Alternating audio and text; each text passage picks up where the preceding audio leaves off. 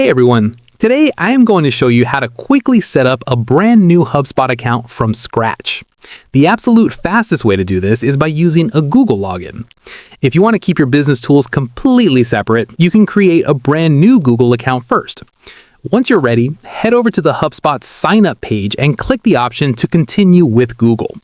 Choose a specific account you want to link, and HubSpot will launch a quick setup wizard. First, it will ask you for your industry. For this example, we're just going to scroll down and select Consulting. Next, for your job role, go ahead and choose Owner. Then simply type in your company name and select your company size from the list. After that, it's going to ask you for your company website. You actually cannot skip this step, but don't worry if you don't have an official website set up yet.